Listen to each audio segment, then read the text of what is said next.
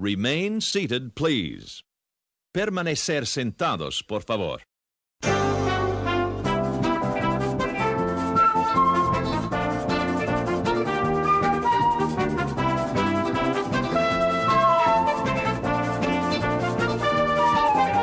Matterhorn Matt presents Matterhorn Mondays. Alright, welcome everybody to episode 71 of Matterhorn Mondays. I'm your host, Matterhorn Matt. And I'm your co-host, Alex, the historian. We got a great stream for you guys. Hopefully, to all you 19 people watching, we really appreciate everybody coming out here to listen to us. 18 now. I guess someone got annoyed of the intro music. There's cinnamon and tacos on the floor? Question mark. I don't think so. I have a bag of Panda Express. He's making fun of the Spanish, permanecer sentados por favor. Okay, I got you, BBQ. Took me a couple seconds to realize, but yeah. Welcome everybody. We hope you all have, I don't know what. These are just getting worse and worse every week. We hope you all had an amazing week since the last time we saw you. Yeah, I guess I should say there was a question in chat as to asking why this is called Matterhorn Mondays when we stream on Saturday. For those of you guys listening after the fact, we do a live stream. We do have a live stream on my second channel, which is on the sidebar of my main channel. Alex and I have a live stream every Saturday at 5 p.m. Mountain Time, where we live stream the entire podcast. That's where the chat is coming from. So if you guys have not at all tuned into that, we would really appreciate it if you guys would tune in. We love having as many people here to get a lot of interesting points in the conversations we have. Sometimes that works. Sometimes they just say memes in the chat, which is... You see, the idea, you guys, was that we used to just record the podcast separately, just me and Matt by ourselves. Mm-hmm. We would record it, and then it would be posted on Mondays. That's where Matterhorn Mondays came from. Yes. But then Matt thought it'd be really cool to have people involved through the chat by just live streaming it. So now we live stream it on Saturdays, which we've always done it on Saturdays. Mm-hmm. It's just that now we live stream it on Saturdays, so that way we can still post it on the normal Mondays. Yes. Thank you, Alex, for that. I guess I could have explained it better. But yeah, thank you, Alex, for explaining that. Yeah, so if you guys are listening after the fact, if it's Monday when you're listening, if it's Tuesday or any other day other than Saturday, I guess, or Sunday, you guys can subscribe to my second channel. Like I said, link is in the sidebar of my main channel. I think it's also in the description of the podcasts that get posted on Monday on my main channel. Not 100% sure. I know it's in the description of some of the videos. But anyways, we got a lot to talk about today, you guys, and we're just gonna get right into this week's news from the Peak. We now present to you news from the Peak. Alright, like I said, got a lot to talk about, so I'm gonna try and roll through these as fast as I can. What was that noise? I just heard like a twinkle noise. Anyways, I don't know what that was. Okay, but anyways, for our first bit of Disney news, Disney has bought more land in, I think this is pronounced Osceola County. I'm 99. Yes! Finally! Okay, Disney has bought more land in Osceola County, which is very interesting. I'll switch to the image of the sort of blocks of land that they've bought in a second. But back in December, Disney did end up buying 965 acres of ranch land southeast of Celebration for $23 million. And just this week, Disney has bought a lot more land, 1,500 acres of land to the east of the ranch site for $11 million.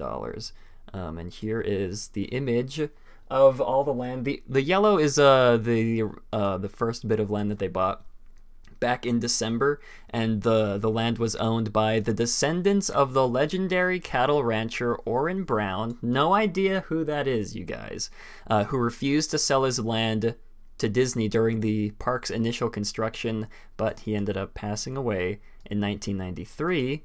And most likely this land will be used for water conservation and wetland mitigation. But, they could maybe build another park there. Maybe not. Maybe they're going to build a Celebration Part 2. You never know. So I'd like to hear all of your guys' theories onto what they might do with this land, because that's a lot of land. 1,500 acres plus 965. That's like almost more than 2,000 acres of land.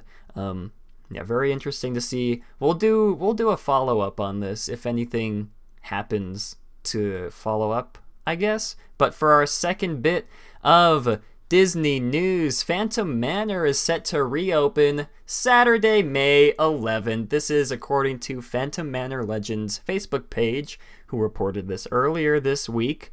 The date was communicated by the booking center to guests wishing to organize their stay, but they recommend waiting until Disney officially releases the date. So yeah, this is not official, although it does come from a Disney booking center, I guess. I'm sure you guys remember us talking in the past about Phantom Manor originally supposed to reopen. I think it was September or October, sometime late 2018. Then it was pushed to January, and now it was pushed back once again to, reportedly to May. So I really wonder what they're doing to this ride that is causing them to have all these delays. It's very interesting, because I think one of the original dates was officially posted on the website by the Disneyland Paris website. So yeah, very interesting. Maybe they accidentally broke the ride beyond repair, and they're just going to postpone this date up into infinity, just like they did with the rocket rods. We'll see. And yeah, our last bit of Disney news. Not really much of a news story, but it's interesting nonetheless. The original redhead from Pirates of the Caribbean in Disneyland was placed in the Walt Disney Archives this past week. So if you guys were ever worried about her, that she would get lonely in the dumpster where they threw her, don't worry. I'm sure she has company in her room, full of other animatronics maybe. But yeah, so that is now where she resides. Yeah, I guess that's it for this week's news from the Peak.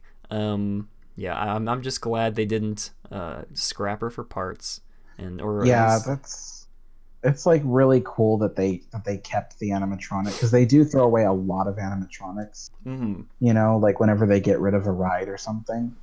But it's like I mean, I guess in a certain way, like the redhead is like a piece of Pirates of the Caribbean history. Mm-hmm. So yeah. I agree. I guess I'm glad they didn't repurpose her into another animatronic. That'd be awkward. But anyways, that's it for this week's news from the Peak. Yeah, like I said, we got a lot to talk about this week, and I'm dying to, like I said before the stream started, I'm dying to see the Rams beat down the Cowboys on football later this evening. So I want to hopefully finish this in time for that. But this is a big yikes, you guys. We were talking about this just, what was it, it was either last week or the week before that. I think Alex and I were talking on stream about how they would make, I think it was last week actually with Jeremy. I said how I guess I predicted that Disney would turn the new Mary Poppins Returns movie into like a Mary Poppins franchise. And lo and behold, there is an article that was published this week by, I believe it was Screen Rant. Yes, screenrant.com. I'm not really much of a fan of this website, so just, take their word with a grain of salt. But according to them, Rob Marshall, the director of Mary Poppins Returns, is reportedly working on a sequel to the movie, to Mary Poppins Returns. This, like I said, Big yikes, you guys. Mary Poppins Cinematic Universe is officially happening. They are going to have a Bert spin-off movie. I'm calling it. They're going to make a Bert spin-off movie. 2023 it's going to release. I guarantee you guys. This is most likely because the movie has made around $260 million since its December opening. And of course, Emily Blunt said she would love to return for another film. Yeah, Disney has also made no official statement on this, just the director.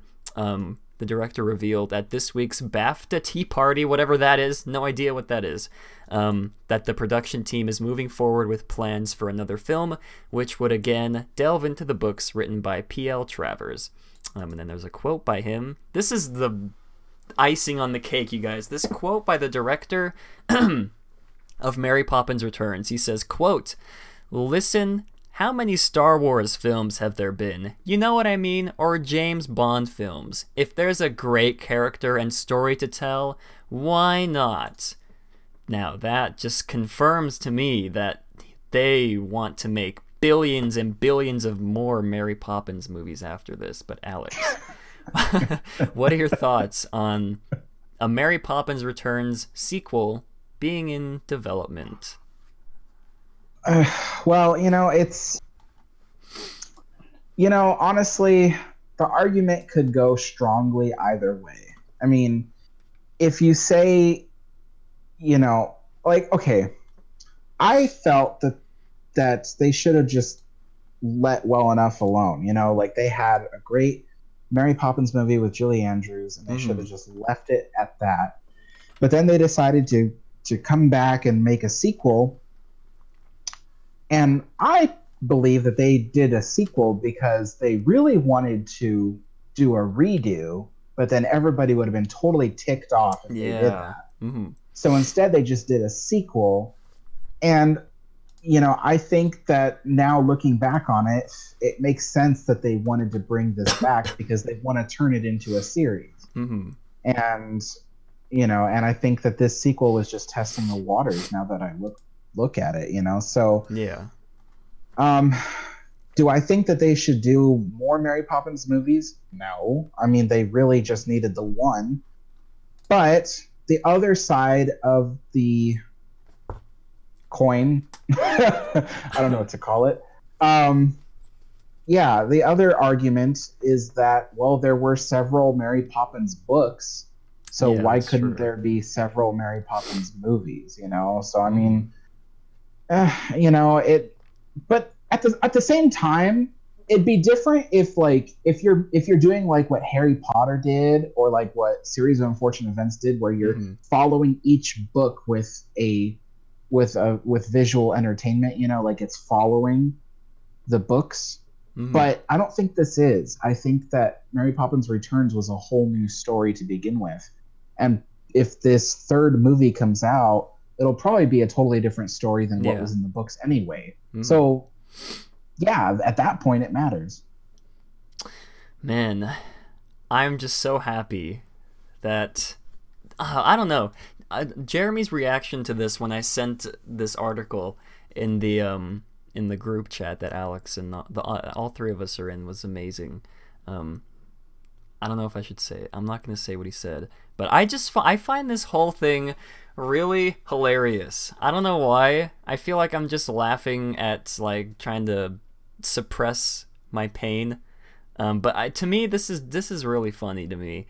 Because I mean, I'm not saying that I'm like a psychic or anything. But I'm also not saying that I'm not a psychic. Because to me, it was sort of obvious the way they made this Mary Poppins Returns. I think it was last week that I said how this Mary Poppins Returns movie reminded me a lot of The Force Awakens, of how, that movie was, of course, supposed to kick off a new Star Wars franchise, but it also had to reintroduce the whole world to what Star Wars was, and to reintroduce the original characters, pass the torch on to the new characters.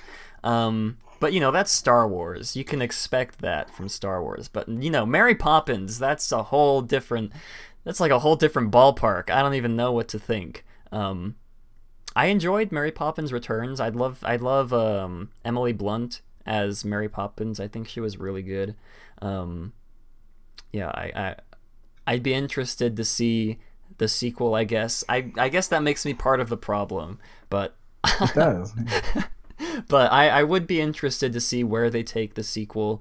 And you know, even though it says that that the sequel's in development could mean a lot of things. You know, it could mean that they've already started working on the script. It could also mean that the director just has an idea in his head for the sequel. That could be what development means. So, you know, take this with a grain of salt. Someone said in chat, just because they say it's in development doesn't mean it's going to happen. You know, a lot of movies go into development and don't end up coming to fruition. So, yeah. It looks like Kenton Morrison believes that Mary Poppins will just be tied in with the Avengers or something. I mean, I'd be totally fine with that, to be completely honest with you. Maybe she can partner with Thor and Hulk and Ragnarok too. I'd be totally fine with that, to be completely honest with you. But you know, they probably wouldn't do that. Hopefully they will. But yeah, so I guess that's it for that topic. I'd love to hear what you guys think. If you saw Mary Poppins Returns, let us know what you thought of it, and if you think a sequel or a cinematic universe is necessary for this. I guess we have to call this a franchise now. This Mary Poppins franchise. Alex and I were just talking a couple weeks ago about how much we disliked movie franchises like this, but yeah. Anyways, I guess that's it for that. Yeah. Oh, this is a funny meme I found on Twitter. I thought you guys would like. Credit to Weenie. What is his name? Super Weenie Hut Jr., one of my favorite Diz Twitter. I hate that word, Diz Twitter users. But anyways, moving on to our second topic, you guys. We got a lot of topics to get through today. New details on Mickey's Mix Magic Nighttime Show has been revealed, and also these new images of the new wraps around the monorails. Mickey Mouse themed wraps, I guess, for his birthday. Yeah, I think they look nice. Way better than the Pixar ones, in my opinion. This is also very interesting because, there's also new promotional banners around the park.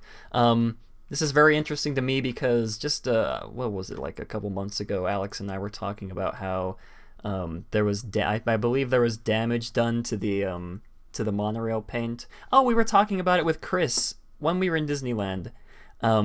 About how there was damage done to the monorail paint because of the Pixar Fest wraps, and that's why they left them on for so long after Pixar Fest ended.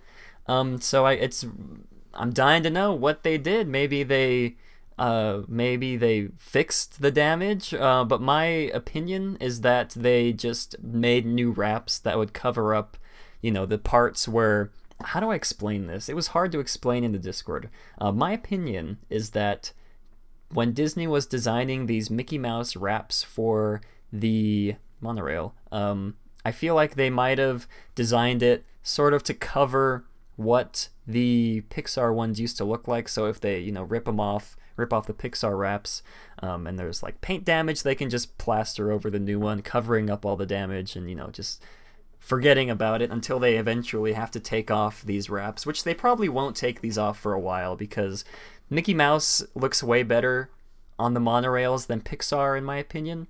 So they might end up leaving these on until like 2020. You never know.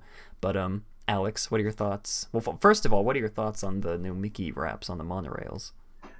Well, I think that they look kind of terrible. I mean, okay, like I think that Mickey Mouse himself is a really cool character and looks pretty much like good on any product, but I mean, like I don't like how like they put this huge like strip of white on the lower half of the monorail, because it kind of just takes away from the look of the monorail. I feel like, you know, that's just my opinion. But I mean, the other thing too is that the placement of Mickey's head on this thing makes it so like when you open some of the windows, like his arm disappears, or like in one case I saw a picture where his the whole corner of his head is gone. Like because the window's open. Yeah. So I'm just kind of like, it kind of bothers me. So I kind of wished I wish that the monorail wraps were a bit more conservative when it comes to their size. But yeah, like you said, these wraps were probably designed to mask the damage that was done to the paint. I wouldn't even doubt if we would see wraps on the monorails year round for the rest of this year at least. So don't expect to see the monorails unwrapped for a long time. Yeah, I agree. I didn't even notice how it even shows in this picture how like Mickey's corner of his head's missing. I didn't notice that before. Thank you for pointing that out. It's gonna bother me till the end of time now. Excuse me, but yeah. So that's our theory on the Mickey wraps. Like Alex said, they're probably always gonna have the wraps on the monorails from now on until they end up, maybe eventually upgrading the monorails to the Mark 8, 7, 8, I think. If you think about it, some of these monorails are already like 12 years old. Yeah, that's true. Isn't that weird? Mm-hmm. They're like getting close to the end of their lifetime, technically. Well, yeah, that's true. Hopefully they upgrade them soon, because, wraps aren't the best thing to have on the monorail. I think these look fine, in my opinion. Although it is kind of awkward, like Alex said, that they have the white part covering the bottom. And I also remember someone in the Discord or on Twitter saying how they only did it to a certain amount of monorails. I think they said that the orange one is currently out of commission because of the damage. I'm not 100% sure. I could be I could be remembering it wrong. But yeah, that's what I do remember. And moving on to Mickey's Mix Magic Nighttime Spectacular Show. This is awesome new details, you guys. If you're fans of Mickey's Mix Magic, which I'm sure we all are, you guys are going to love this segment. We already know that Mickey's Mix Magic Nighttime Spectacular Show Extravaganza, that's not the full name, I added on the extra adjectives at the end, is set to debut on January 18th and is supposed to feature, quote, all new music, projections, and lasers that set the scene for an epic dance party that takes over almost the entire park. I wish I had that like announcer's voice where I could talk really cool when saying this. We now know that the show will last 10 minutes and feature kaleidoscopic projections. So wow, you pronounced that correctly. I know. I read it over a couple times just to be sure. But yeah, so 10 minutes. That's relatively short compared to all the other, I guess, nighttime shows in the past. I'm pretty sure if I'm remembering correctly. They're also gonna, these projections are gonna be played to these songs. It's a good, I don't know. Okay, I don't know this first one. It's a Good Time. Second one is I Want to Be Like You. Third one is Everybody Wants to Be a Cat. Fourth one, Friend Like Me. Fifth, Grim Grinning Ghosts. And what is that? 1, 2, 3, 4, 5, 6 is Un Poco Loco from Coco. I'm gonna be very excited about that one. And the second to last is Let It Go. And the last one is It's a Good Time finale. So let me just remind everyone here that these songs like I Want to Be Like You or like Un Poco Loco or all these songs that Matt just listed off are probably gonna be done in like either electronic, oh my gosh, hip-hop, no, you're right, dance, or even rap. Dang. Just so you know, okay? I just realized that. Yeah, so before you get all excited, like, oh, I love these songs, like just know that Disney is going to teenagerize them, okay? Man, I didn't, man, that just shot me right in the heart, Alex. I am gonna go cry in the corner. How do you make a hip hop version out of the Coco song? How is that gonna? That's gonna be awful if they do end up doing that. Yeah, the finale track, or I guess the beginning track as well, It's a Good Time, has been released on Spotify and on iTunes. And if you were watching before the stream started, I played it. And it's a very... I have a lot of opinions about this song. I'll play it for you guys right now. I'll play like a snippet of it for you guys. If it'll load up. All right. Copyright strike. Probably. I'll probably have to cut it out of the official one, the official podcast that airs on Monday, but we'll see. That's fine with me if it means everybody gets to listen to this terrible song. Okay, I'm going to play a short clip of the beginning of this song for you guys, and I want you all to let us know what you think. Okay, that's enough of suffering. I apologize for putting you guys through that. So yeah, like Alex said, probably a lot of these songs are going to be like that.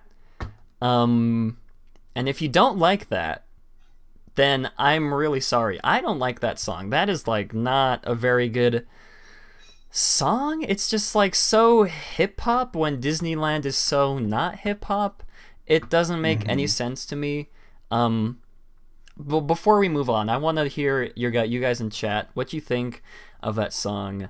I'll link the song. Oh my gosh, I just like punched my microphone. Sorry. I'll post the song, the link to it, in iTunes and on Spotify in the description of the podcast, so you guys at home can listen to the full thing if it ends up getting cut out of the show, which it might be. I want to hear your guys' thoughts in the chat right now. But Alex, what are your thoughts on listening to this It's a Good Time, Mickey and Minnie's 90th celebration for Mickey's McMagic Nighttime Show Spectacular?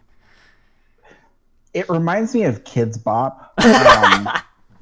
And that's not to say that, like some people don't enjoy Kids Bop.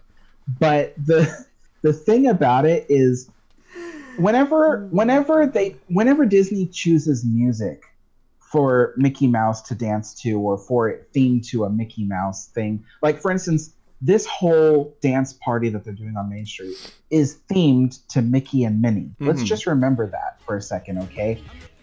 Do you imagine that Mickey Mouse listens to this type of music? I mean, he wears those dope suits, so probably. Just I mean, I feel like this is Disney's attempt at being cool once again, but I mean, it just kind of falls short because once again, you have a character that just doesn't seem like he listens to like hip hop or, electronic or anything like that. It just doesn't sound like this is supposed to be a celebration for Mickey and Minnie, and it doesn't sound like music that you would listen to for a celebration of Mickey and Minnie. I mean, I don't know what is, so I'm sorry I don't have a suggestion, but I mean, at the same time, it just seems really weird. And like I said, like all these other songs on the list, it's gonna be all dance songs. So like, because that's what this is. It's a dance party with projections and lasers, and it's gonna be like being in an outdoor club. So all these songs, like, I Want to Be Like You, or like Everybody Wants to Be a Cat, like all that is gonna be like, dance party music, and it just doesn't sound like it's gonna go very well at all. Man, I agree. This is it's not a terrible song, but it's also not a great song. It's not even a good song. It's not even an okay song, in my opinion. We might have people watching who listen to, like hip-hop, electronica type music, who think it's good, and props to you for being able to like this song.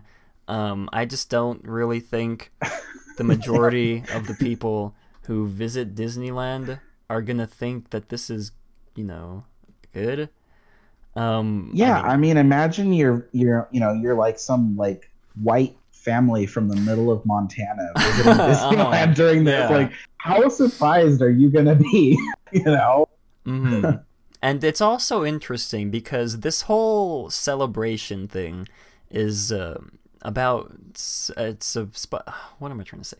It's supposed to be for Mickey's 90th birthday, but there are no songs about Mickey Mouse, I guess besides that, the one that we played, in the playlist. It's a very... I mean, I guess you don't really have a lot of Mickey-themed songs that Disney's put out. So I mean, I guess, but, you know, Grinning Ghosts... That's not. Dare I say it? Yeah, I know, Grim Grinning Ghost. But like, dare I say it? Once again, this little dance party thing reminds me of that really dumb Mickey Mouse like rap battle show that I showed Matt like a few weeks ago. That was like terrible, and that's what this sounds like to me. It's just another version of that. Yeah, I can't remember the episode where we showcased that. Man, we did some sleuthing. You guys in chat did some sleuthing to try and find that clip of that show. Yeah, I can't remember exactly what episode it was, but it was when we first talked about this. You'll find it if you search back in the Matterhorn Mondays catalog.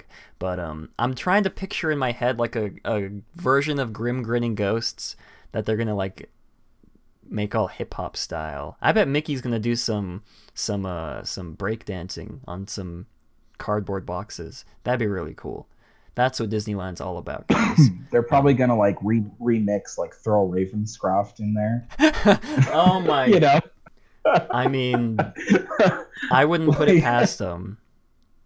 Like the little zippy sounds they do with the records. You know, Grim Grinning Ghost. That is a brilliant idea. They are 100% going to do that.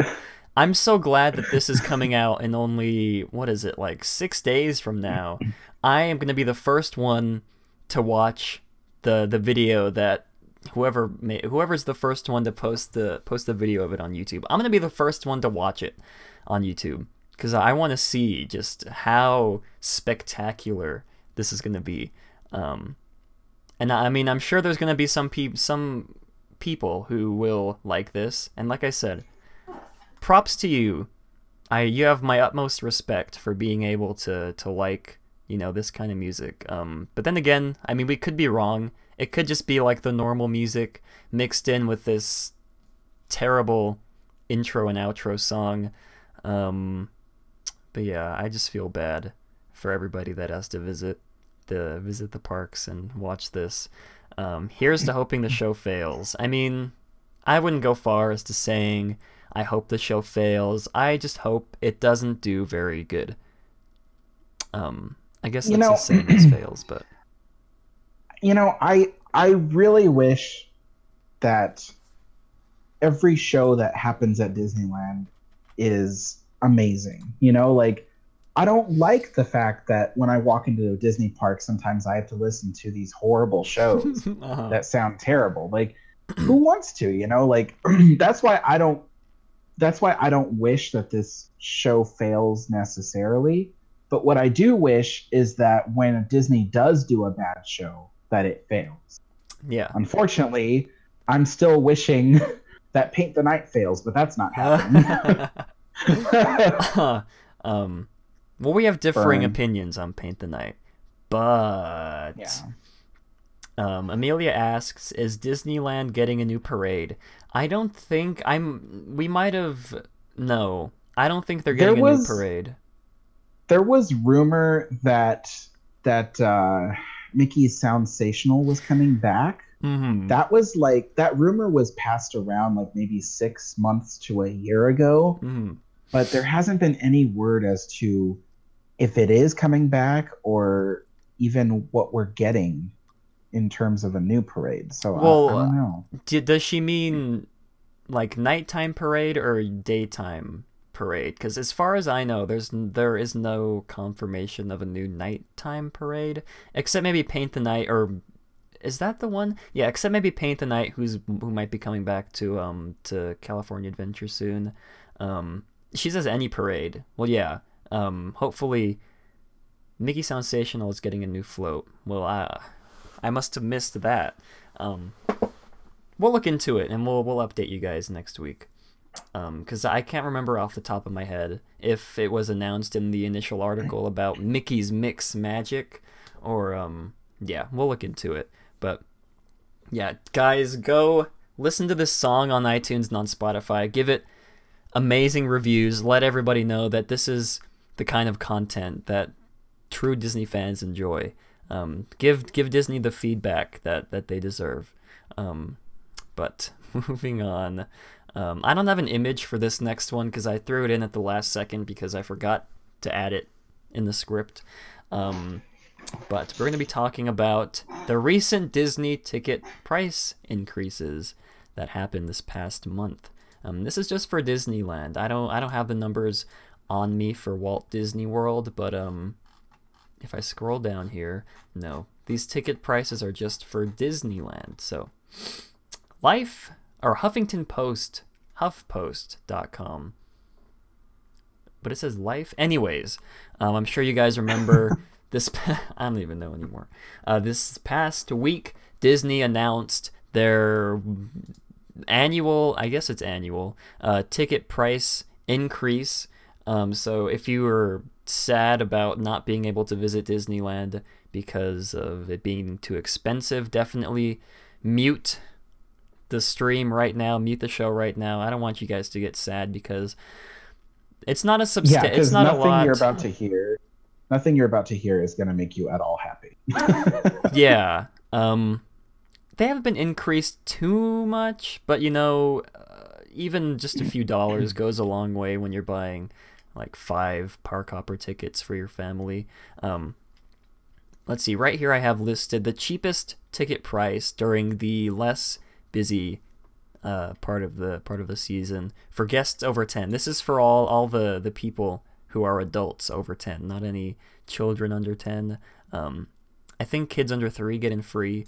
But the cheapest ticket price rose from $97 to $104, which is the value option during the non-peak, I guess like the slow parts of the season, and the one-day regular ticket during the normal kind of crowds goes from $117 to $129, and the one-day ticket during peak times in the park rose from $135 to $149, and they go over some of the annual passes, but the one that stood out to me the most was the Premier Passport, which rose from $1,575 to $1,949. You guys, that's like a almost $200, $300 really increase. That's kind of crazy for me to think.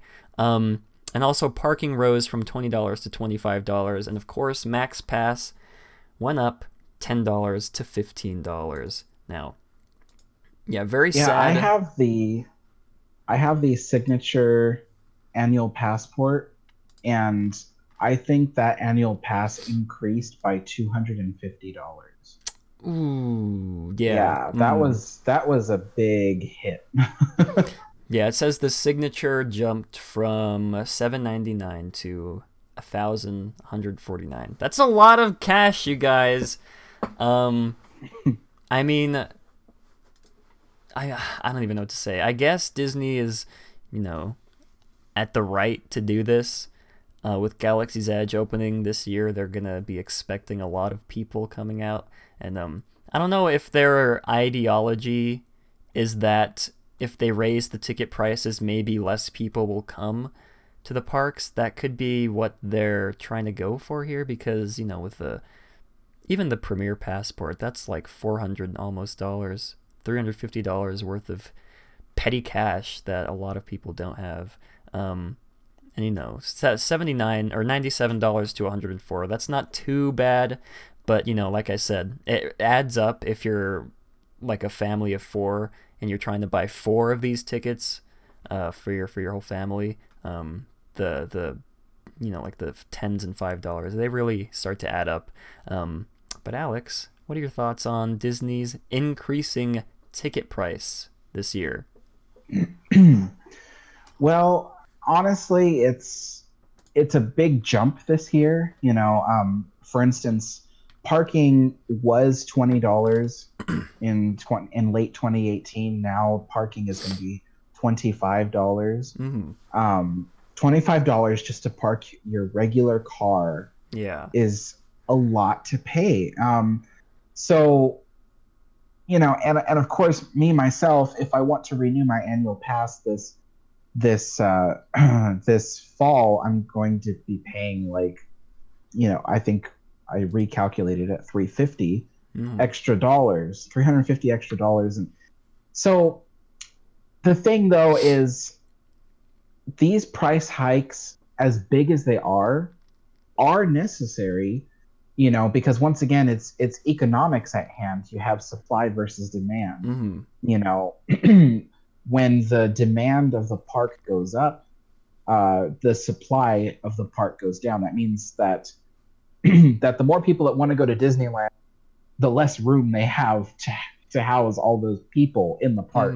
Yeah. So, or not house, but to hold all those people in the park. And so, yeah, I wish we could live at Disneyland. And so it does help with preventing more people from showing up at the front gate. That's not to say that, you know, that by the middle of the day, they won't be closing the gates because they're reaching capacity. I mean, they probably will. It's just that they're hoping to make it so less people actually show up at the resort expecting to get in when they really aren't, because it's going to be reaching capacity. So the addition of Galaxy's Edge will add extra capacity to the park. I'm guessing around maybe, you know, around 4,000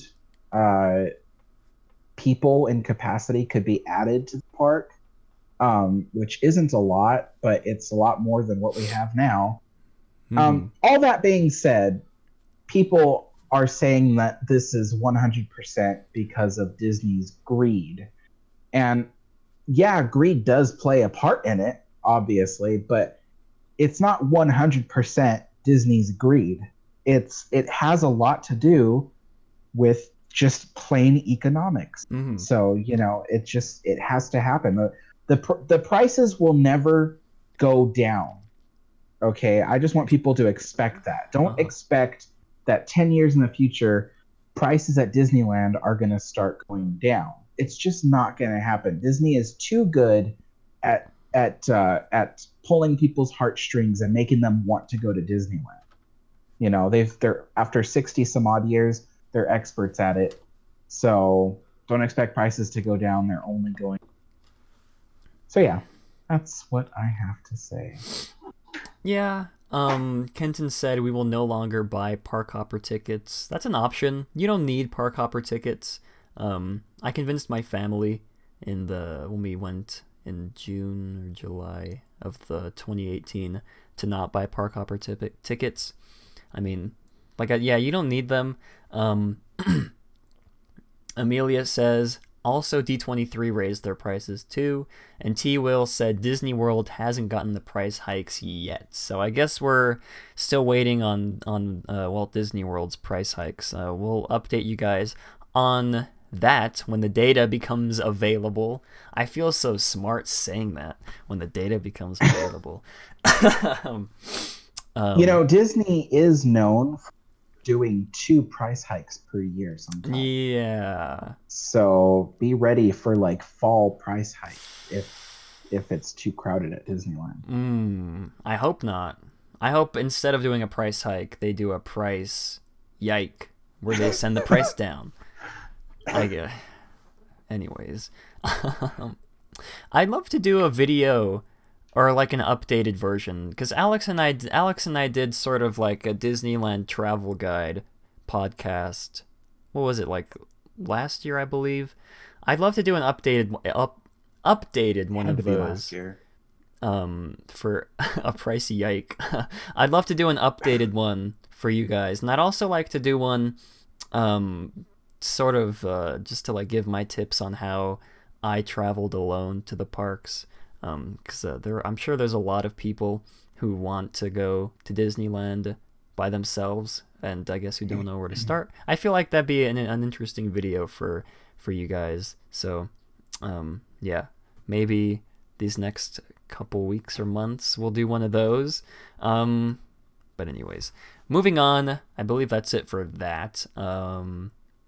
Yeah, like I said, we'll update you guys on the Walt Disney World prices as the data becomes available.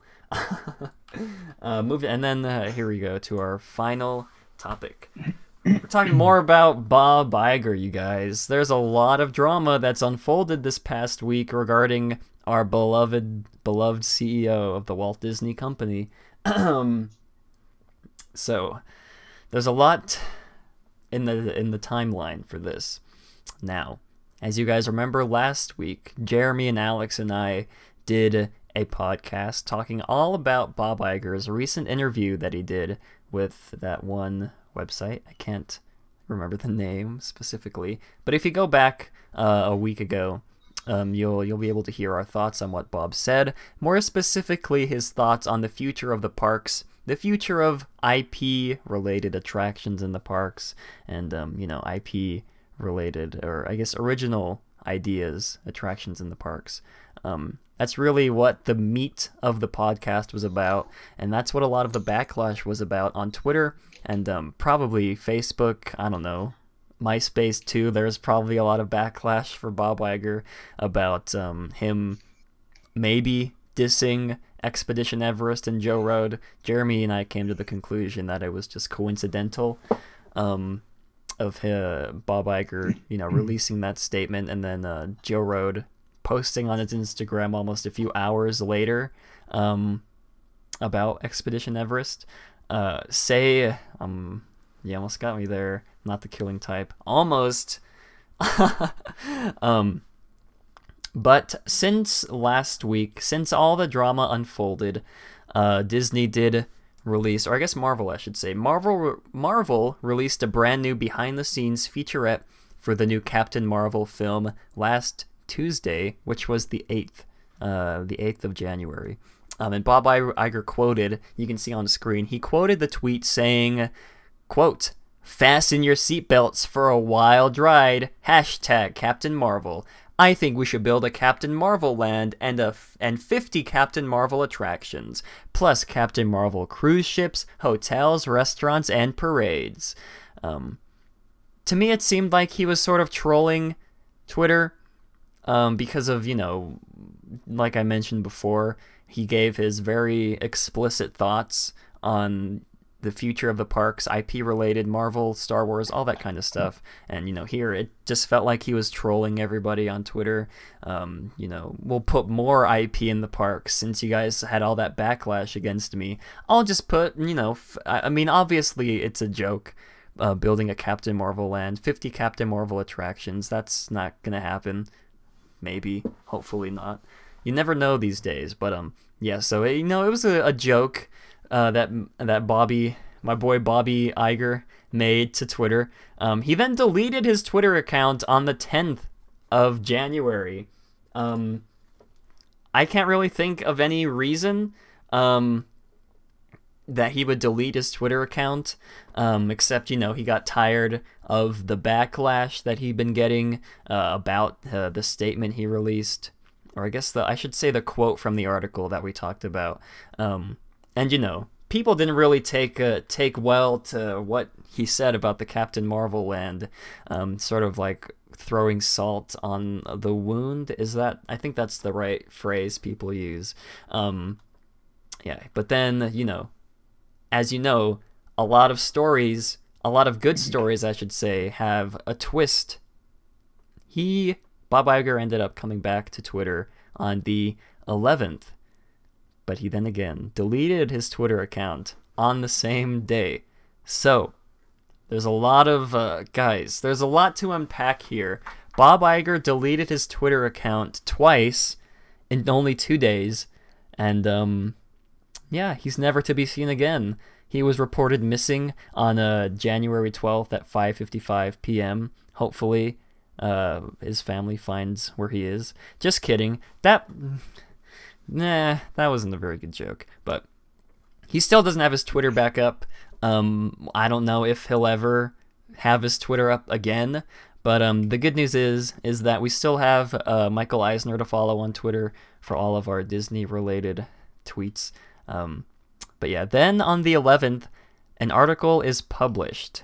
The title of the article is this: Disney CEO Bob Iger's annual pay rises 80% to $65.6 million.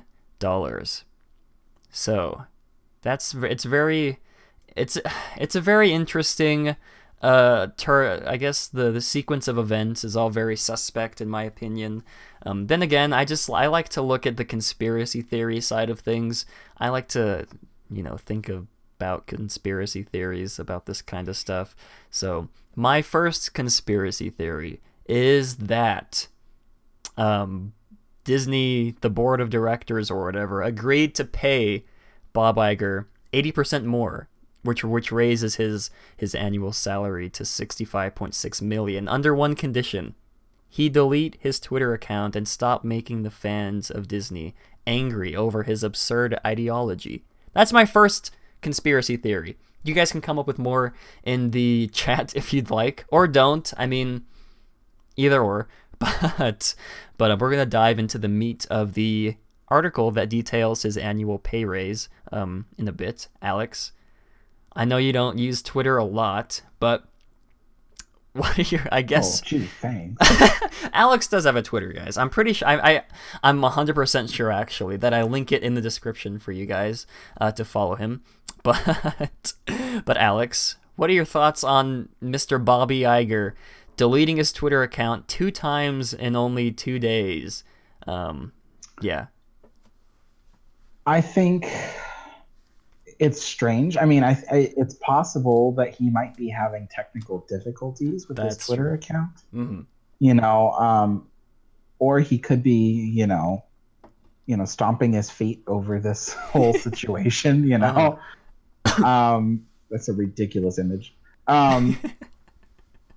Yeah. So, but I did want to say, let me just put into perspective how much money $65.6 million. Okay.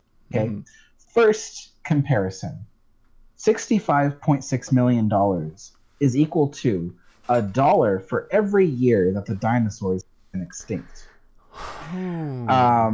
Also, the 0.6 from the 65.6 million, the 0.6 is representative of $600,000.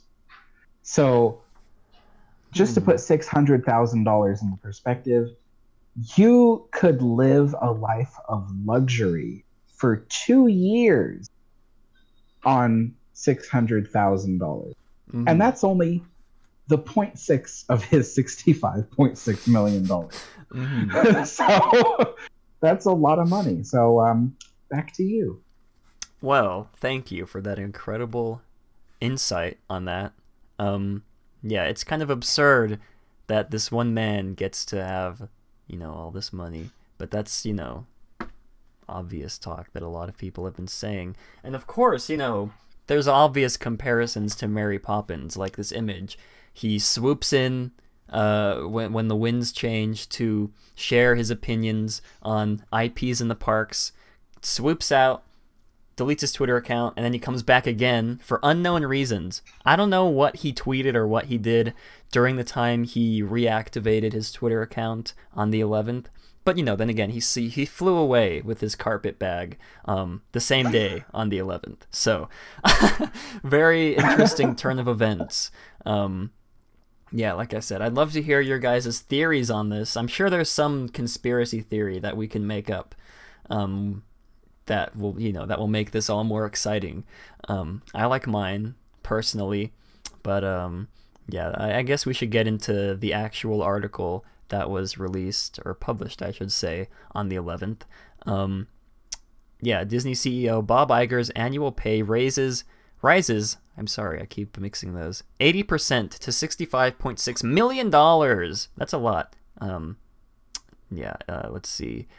There is a quote from the article that says, quote, "Investors, employees, and fans of arguably the most iconic entertainment brand in the world may look back on 2018 as a pivotal year for the Walt Disney Company, and it's reflected in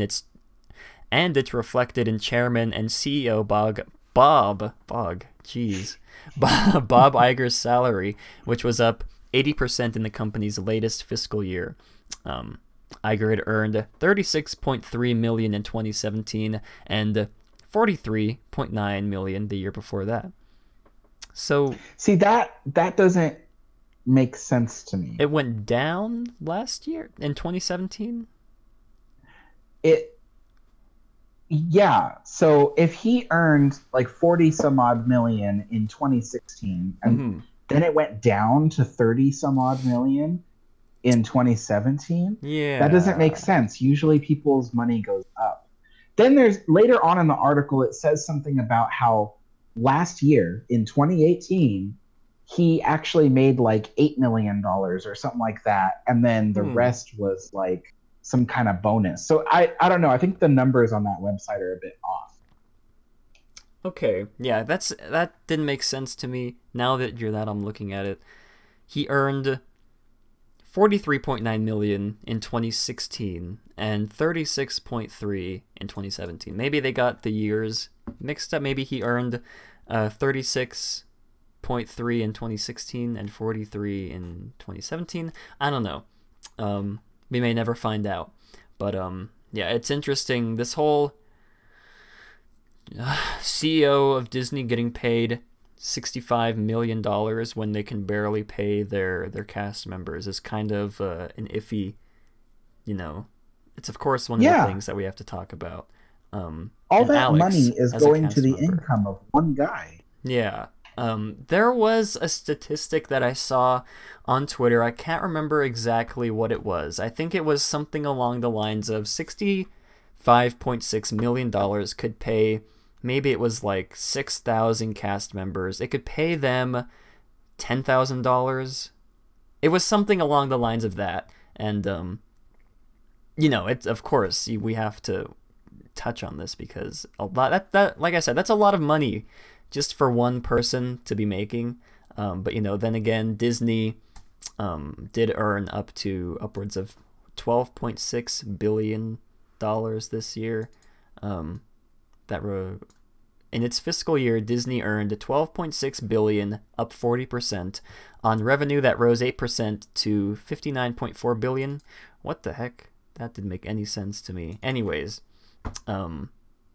Disney also disclosed that CFO Christy McCarthy earned $11.8 million in 2018. General Counsel Alan Braverman made $10.4 million. Chief Strategy Officer Kevin Mayer was paid $11.6 million, and Chief Human Resources Officer Jane Parker made $6.8 million. Let's see, Iger's salary was $2.875 million in the fiscal year, up from... I don't understand how these numbers work. These numbers that they're giving us. Kenton says theory. There is no Iger. What you've seen is an animatronic. The place is really run by a mouse. Alex, what if Iger is just a front for the fact that Eisner is still running the company? I wouldn't doubt it one bit. We will get to the bottom of this. Keep your conspiracy theories running, people. I love it. But Alex, I guess as a cast member, or I guess as a previous cast member, what does it feel like how does it feel to you that the CEO of the Disney company gets paid $65.6 million a year when the same CEO can apparently struggles to even pay the lower end cast members in the parks?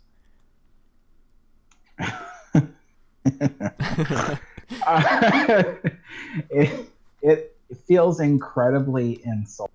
I mean, granted, of course a CEO should make an absurd amount of money, but $1 million is an absurd amount of money. 65 million is ridiculous. Just imagine what you can do with a salary of just $1 million per year. Now, the other thing too is last night, I was talking to my husband about like when I first hired into Disney in 2009, my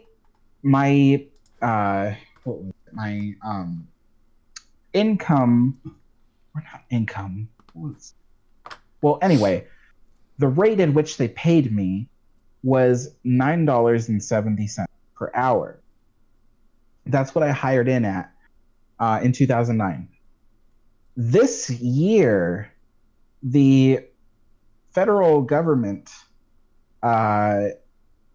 implemented the new $11 per hour minimum wage for like big corporations like Disney. So yeah, so if you think about it, with my raise being like less than 20 cents per year at Disney, I would have only barely been making $11 an hour this year after 10 years of working, if I was still working. That's how low you get paid. I mean, just that was in 2009. It's now 2019. This year I would have barely been paid $11 per hour.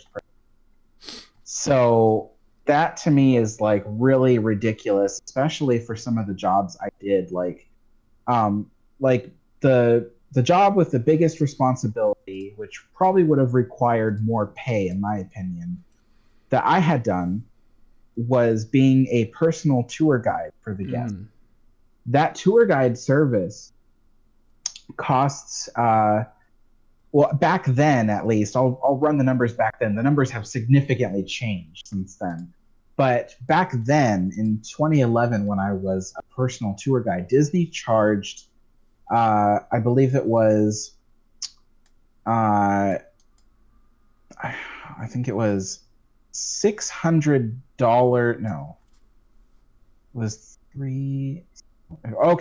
it was $1,800 for a 6-hour minimum of having me tour some people at the park. That's $1,800, okay? And any hour after that, the guest had to pay an extra $300 per hour. Okay. And let me remind you guys, I saw none of that money. So Disney thought apparently I was worth, my tours were worth $1,800 for a 6-hour period. Yet the most I saw out of that was probably $100 that day, if any. Like, that's not even, I didn't even do the math on that. If I was getting paid $10 per hour times 6 hours, that's $60 that day. I got paid $60 that day for a 6-hour tour when I could have gotten paid like at least half the amount that Disney charged, which would have been $900. So anyway, that just puts into perspective how low cast members get paid. And while this year the cast members are doing a minimum of $11 per hour, it really is not enough to even come close to living off of. So I'm still advocating for Disney to raise cast member wages by at least $2 more, which still isn't enough. Honestly, it should be $15 per hour, what cast members should be making, minimum. But nevertheless, I think Disney's yearly raises, if anything, the yearly raises should go up to more than just 20 cents per year. That's just ridiculous. So, yeah, that's my little rant. Okay. Well, I'd love to hear all the other cast members who may or may not watch this show. I'd love you guys to comment down below, or if you're here watching live in chat, I'd love to hear your guys' opinions as well. Maybe next week we'll come back to them. Read a couple of them. We'll see if any other news happens to surface about my good friend Bobby Iger. His name's not Bob. What is his name? Robert, but they call him Robert. Bob? That's so... I guess Bob is short for Robert? Bob is short for Robert. Yeah. Huh.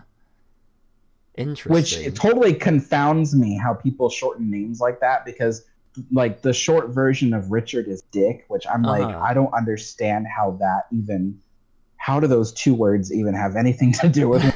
Uh-huh. So, you know, Why not just it's just shorten it to weird. Rob? Rob Iger. Yeah. I guess Bob sounds Rob. better, I guess. I don't know. We should all call him Rob Iger because he robs his cast members of their annual pay.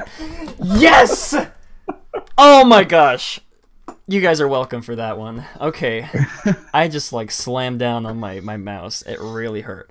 Okay. Rob Iger from now on, everybody. We gotta call him that. Okay. Anyways, I think that's gonna wrap up these main topics for today. Yeah, we got another spooky story from Nate, who is in chat today. Nate being the one who wrote the very amazing Oink story that we've been reading these past couple weeks. He's working on a new story called House of Vengeance. He sent me the prologue and chapter 1. He sent me the prologue and chapter 1. So we'll read the prologue and then we'll get to chapter 1 next week.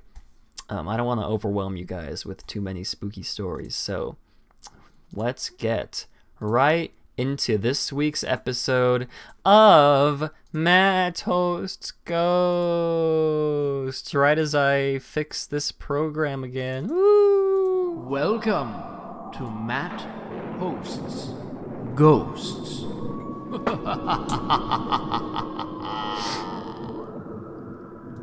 All right. This week, like I said, House of Vengeance by my main man Nate, who is a big member of the Discord server. If you guys have any spooky stories you'd also like to send in yourself, they don't have to be original stories, but you know, they can be if you'd like. I don't want to get overwhelmed by all these amazing stories that you guys read. We'd prefer them to be supernatural occurrences that have happened to you, or maybe like your dad told you when he was camping one time and he saw Bigfoot. That would be amazing.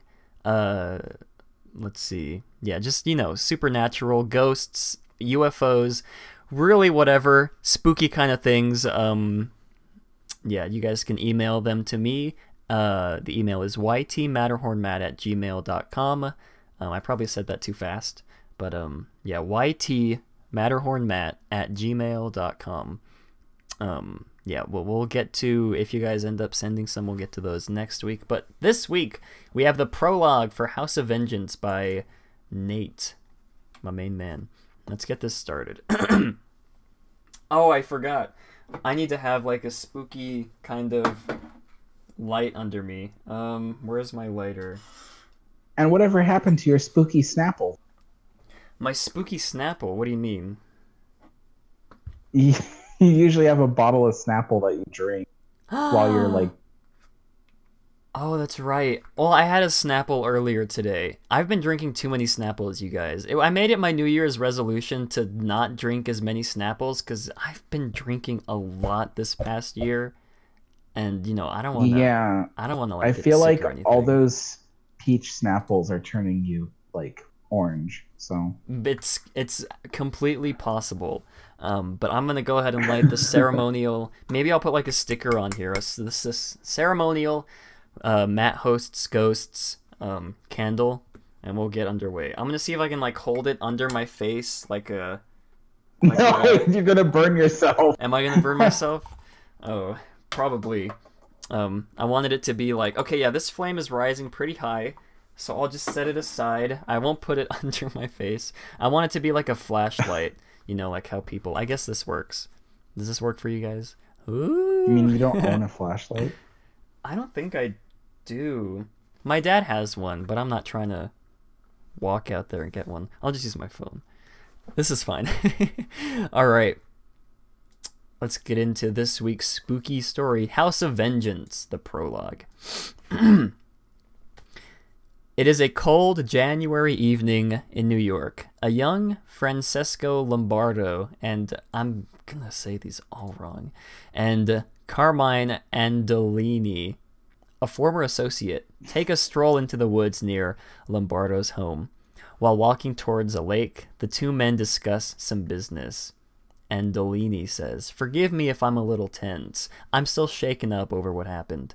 Lombardo replies, Just know that there are no hard feelings between us, but I've told you plenty of times not to make deals behind my back. Now I'm in a tough situation. And Dolini says, is there anything I can do to help? But Lombardo says, it's too late for that. All of a sudden, a man jumped behind Carmine and Delani and choked him to death. The hit was quick and easy. Lombardo says, very good. Now get rid of the body. From that night forward, Carmine and Delani was never heard from again. I'll read chapter 1. That was short. It's not too long. Okay. This is chapter 1. Wedding day, fall 1945. The Second World War had just ended. The American people are looking for an escape to get their minds off of what has just happened. Luckily for the friends and relatives of the Lombardo family, a wedding was upon them. A lot has happened since 1923.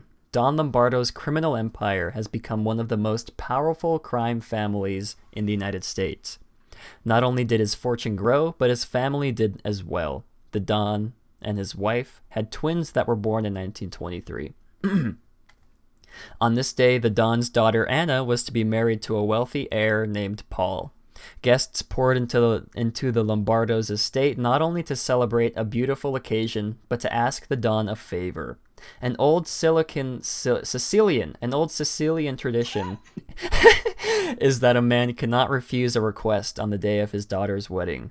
A private security team kept watch around the estate to make sure nothing would go wrong. A security guard stationed in a wooded area felt a strange presence coming from behind him. The security said, "Pete, I'm not in the mood for jokes. Just get out here already." As the strange presence approached, the wooded area got colder and colder. Suddenly, the security guard was dragged behind some bushes. He tried to scream and call for help, but no one could hear him. As the day went toward, the word went around that a security guard went missing until a house guest stumbled upon a corpse near some bushes. The corpse was wearing a security guard's uniform and matched the description of the one that was missing. The missing security guard was choked to death, the first of many people to pay the price in the House of Vengeance. End of chapter 1.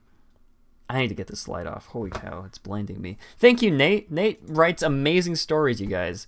I'm very excited to see where this one goes. If you missed the teaser, he did send in the teaser for us last week that I read on stream for you guys. Yeah, again, thank you, Nate, for doing that. We really appreciate everybody who sends in scary stories. Not just Nate, but we also appreciate Nate as well. I don't know what I'm trying to say. I think that's going to wrap up this week's episode of Matterhorn Mondays. And in honor of this being such an amazing episode, we will end this show like no other. This will be a truly amazing experience to end the show. We are going to play this amazing song for you guys in the background while we say the outro. It's a good time. It's a good time, you guys. Thank you all for coming out to today's episode. We really appreciate every single one of you. The song's about to end. I didn't realize that. I'll start it over. Okay, anyways. We really appreciate every single one of you coming out to view us live, or whether you're viewing us at a later date, listening on Spotify or iTunes. Links are in the description to all the articles we talked about today. And now I have to wait for the song to end before I say the outro. And as always, have a great big beautiful tomorrow.